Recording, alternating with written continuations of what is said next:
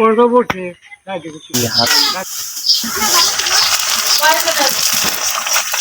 টুকা টুকু করে দিতে না টুকু টুকু করে দিতে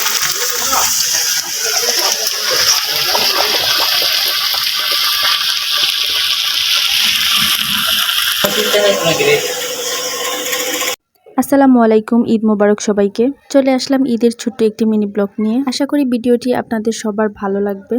তো এবার ঈদে আমি 4 থেকে 5 দিন আগে বাড়িতে চলে যাই। তো ঈদের আগের দিন সকালবেলা থেকে আমি ভিডিওটি শুরু করলাম। যেটা হয় যে দেখা যায় রমজানের ঈদের আগের দিনই গরু জবাই করা হয়। তো এখান থেকে আমি ছোট্ট একটু ভিডিও ক্লিপ নিয়ে নিলাম। আর এইদিকে সাব্বিরও মাংস নিয়ে চলে আসছে। সে লজ্জা পাচ্ছিল ক্যামেরার সামনে আসতে। ঈদের দিন সকালবেলা যে মাংসটুকু রান্না করা হবে সেগুলো আমি সেপারেট করার জন্য বসে গেলাম। যেহেতু বাড়ির বড় বউ তাই লক্ষ্মী বউর মতো দায়িত্ব পালন করছি। যদিও সাংসারিক কাজে আমি ততটা এক্সপার্ট না। সবাই আমার ফেসটা ইগনোর করবেন। বিকজ অফ মাথায় মেহেদি আর মুখে ফেস প্যাক লাগানোর কারণে আমাকে একটু বাজে লাগছে। তাই আমি তোমাদের ভাইয়াকে একটু জিজ্ঞেস করছিলাম যে আমাকে ক্যামেরাতে কেমন দেখাচ্ছে। শয়তানের শুরু যাওয়া শেষ। শুনতেই পাচ্ছ আমাকে নাকি শয়তানের মতো দেখা যাচ্ছে। যাই হোক, আমি ওর কথা পাত্তা দিলাম না। যেহেতু রমজান মাস তাই বিকেলবেলা রান্না করার জন্য আমি তরি-তরকারি কাটাকাটি করে নিলাম। রান্নার পাশাপাশি একপাশে পিঠা বাজারও প্রিপারেশন চলছিল।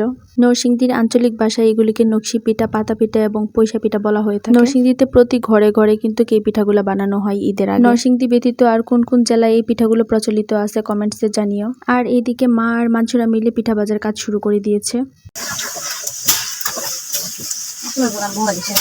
এইসব পিঠা না হাতে ফেলে মানছে স্বপ্নের মতন মনে করে।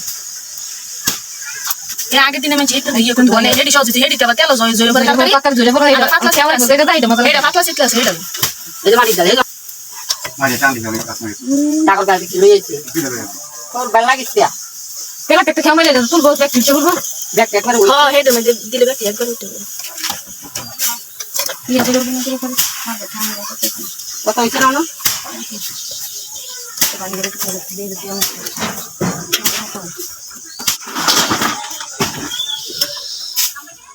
দেখাইবার বাবা ছিল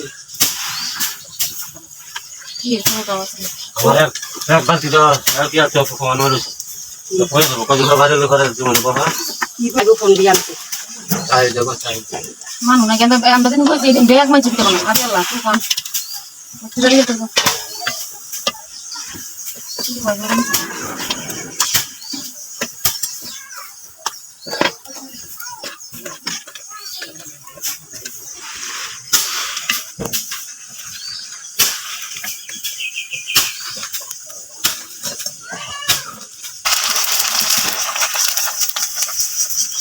আচ্ছা যারা যে দেশো ইফিটা না খায় এরা ইহা করে স্কিম লাগে এরা সিক্স বইতে খায় বাজার ঠিক বেছে না কত কত ঠিক বেছে বাজার অনেক। এদিকে গরুর বট পরিষ্কার করা হচ্ছে। আমি জানি আপনারা অনেকেই এটা পছন্দ করেন। পছন্দ নাই হতে পারে, কারণ এক একজনের খাবারের টেস্ট এবং রুচি এক এক রকম। যাই হোক, এদিকে আমরা মাংস রান্না করার জন্য মশলাগুলো রেডি করে নিচ্ছি। ঈদের ছুটিতে বাড়িতে গেলে আমি চেষ্টা করি সবার সাথে মিলেমিশে হাসি খুশি থাকার, কারণ আমি চাইলেই এই মানুষগুলোকে সবসময় আমি আমার পাশে পাই না। তাই যতদিনই বাড়িতে থাকা হয় আমি চেষ্টা করি প্রতিটা দিনই স্পেশাল করে রাখার। এবার আমাদের পরিবারে আরো একজন সদস্য বেড়ে গিয়েছে, আলহামদুলিল্লাহ।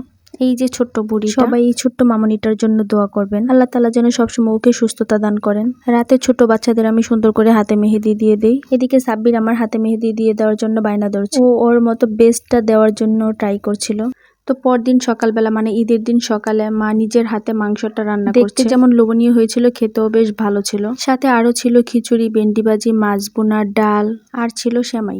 মাংসটা খেতে যা হয়েছিল না, একদম সফট, মুখে দিলেই মিলে যাচ্ছিল। তো এবারের ঈদে আমি কোন ড্রেস নিয়েছি, কোথায় গিয়েছি, কি করেছি সবকিছু জানার জন্য তোমরা আমাকে কমেন্টস করো। নেক্সট একটা ভিডিওতে আমি সবকিছু অ্যাড করে দেবো। তো আজকের ভিডিওটি এই পর্যন্তই। Thanks for watching this videos. আল্লাহ হাফেজ।